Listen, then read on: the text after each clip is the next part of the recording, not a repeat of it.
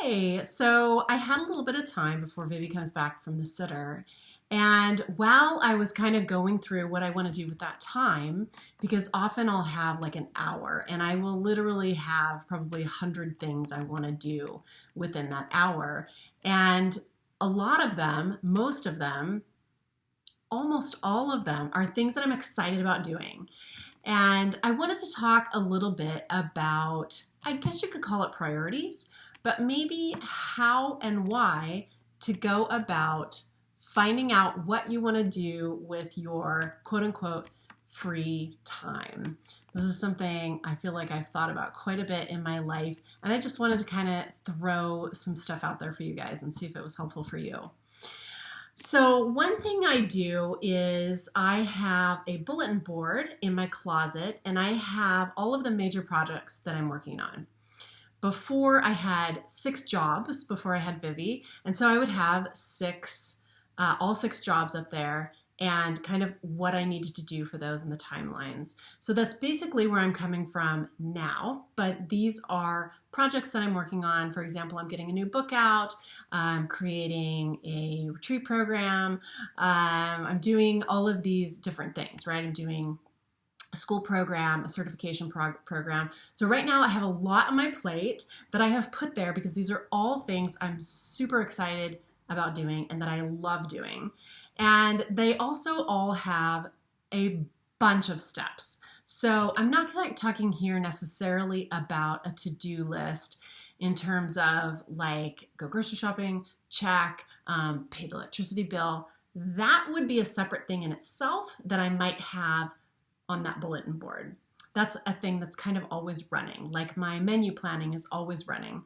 So those things I'm always looking at. But you could, if you wanted to, put them on a big list and just have yourself kind of check those. But here's my process with how I do that. So for instance, today, like I said, a little bit of time before Vivi comes back, I have 50 to 100 things I could do if I'm just looking at moving ahead on my projects. But also, I haven't gotten a chance to really just sit down and read. I haven't watched a show, and I can't tell you how long that isn't some kind of a cartoon or Vivi related thing. So there's so many things on the table that it's really easy sometimes, at least for me, to get into a feeling of overwhelmed, like, how am I going to get all this stuff done? What's the reality of this? Like, how do I even choose? And really, it's actually so simple. So having a system in place is great, like my bulletin board, and actually, I think for me, really necessary. My mind works really visually, so if I can see things, I actually can picture them, and it's much easier for me to work that way. So for instance, on my bulletin board, like I said, I have each project, and on each project, I simplified it down to what's the next right step, right? I took that from Frozen, the next right thing. What's the next right thing for each project, and I'll write that down. And so I have a list of the projects and then the next right thing. That's it, 2 columns. And so what I'll do when I have a little bit of time is I'll go check that bulletin board, look at all those things, look at my to-do list. If my groceries need doing, I will look at that too. That will kind of sort itself out as far as if I have no food to eat, then obviously that comes first. But I'll look at all those things. Here are the options. Here are the things that have been calling me to do. And then I stop. And I take a few minutes and I sit with myself and breathe and do even if it's a 5-minute meditation, because sometimes I'll only have half an hour, right? And I'll be like, oh, I want to get one thing done. Sometimes it's really clear to me what the next thing is that I want to get done. It's just been eating away at me. It's right there. It's okay. I have a chance to do it. Sometimes it isn't like that. Sometimes it's like I was describing, it feels a little bit overwhelming. Feels like I have a whole bunch of things on my plate because I do. And it's a little bit harder to get to the thing that I need to do. So I think the main point, though, is that it's less of an analytical process than what happens when I sit down for a few minutes, cool out, and meditate for a minute and just see what comes up. And I ask myself, what does my body need? And what do I feel like doing? What would I love to do in this moment? And that is what I do. And I don't care if I have 100 things on my to-do list. If my project step is due the next day, always these things take care of themselves if I am in connection with myself and sitting in what would I love to do, what does my body need, and then take care of those two things. I swear to you, it all takes care of itself. I did so much experimentation with this when I was doing Amir Zogi's Oneness Mentoring Group year, because I could not imagine when I first started doing that what he was saying was true, which was there's nothing for you in thought. There's nothing for you in planning. You don't have to do any of that. Because my experience was I did a whole lot of thought and I did a whole lot of planning, and that is how I got through 5-degree programs. That is how I got every job I had gotten. That is how everything happened that happened in my life, in my mind, was that I stepped it out, I followed the steps, and got to the goal, right?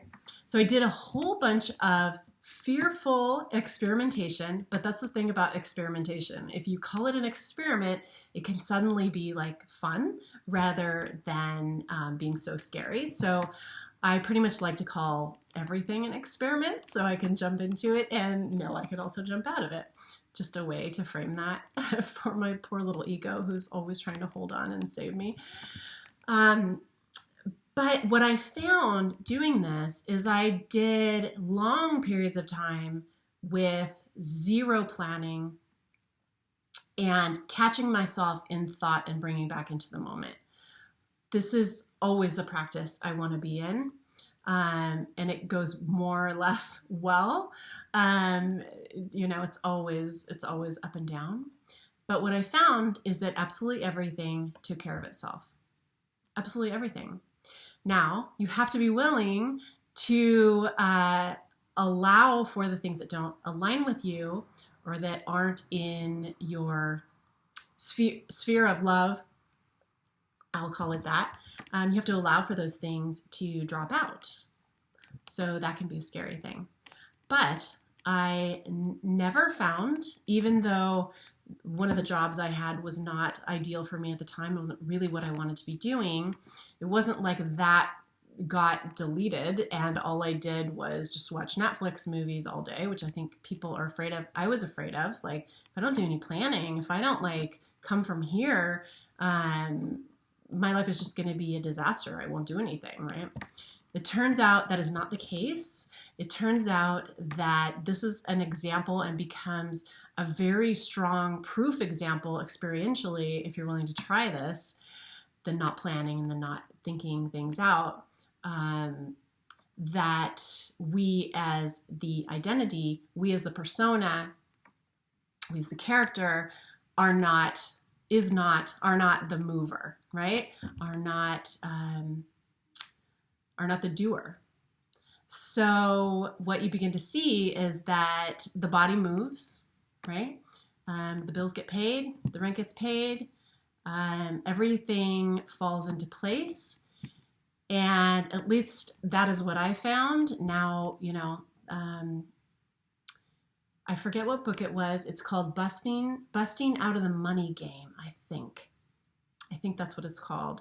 He has a section in there that talks about, you think that the force that keeps the planets in alignment, that feeds the birds, that takes care of the balance of the earth is going to let you starve and watch Netflix all day.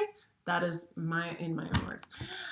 But that clicked for me. It made a lot of sense and made my ego feel comfortable enough to step back from all of that planning and to just come from inspiration and intuition in the moment. And what I found was that is absolutely true, that I am being moved by a force that has nothing to do with my intellectual planning or thought processes. Those may be great tools that I feel inspired to use in the moment, but it's not the basis of where the order comes from, right? Out of disorder, if that's even ever a thing. I always talk about this, but this made such an impression on me when I was pregnant with Vivi. The fact that my body was able to support and create this body inside of me, there's no, I mean, we don't even have intellectual understanding of how that happens, of all the processes that go into that. And we can't do it, right? We can't do it ourselves. Life does that through us. I didn't plan, okay, this week Vivi needs a stomach, so I'll eat this and that. Or, besides getting all of the great nutrients I was getting from my raw vegan diet and making sure I had, good oils and all of that, besides providing my body with the materials that it needed, my body did all of that on its own. And it's not my body, it's life moving through, right? It's me being life in the moment. And that actually happens on a moment to moment basis, right? That's the only reality really, is my experience here in the moment through my senses and my awareness of all of that. So if you haven't ever tried that, I really recommend and challenge you to, especially if you're type A planny kind of person, which I had always tended to be to some degree. I also have like this creative flow part that was sometimes in concert with that, and sometimes more often actually overridden by this the left brain kind of part of it, because that's what I was enculturated into and taught out of my intuitive knowing of myself. So if you want to give that a try and just kind of see how it goes, even with maybe little small areas of your life, but particularly it works so well to start practicing this with what I was talking about at the beginning, which is this to-do list or your projects that you're working on, deciding what to do with your free time. I would really suggest giving it a try and giving yourself that experience of how much you are moved, how much you are lived through, and how little our brains actually know as far as being in charge. They're a great tool, and they're an amazing foot soldier that can carry out any kind of order. But if the order comes from life, it's all in sync, it's all beautiful, it's all taken care of, and that's my suggestion today. So thanks for being here.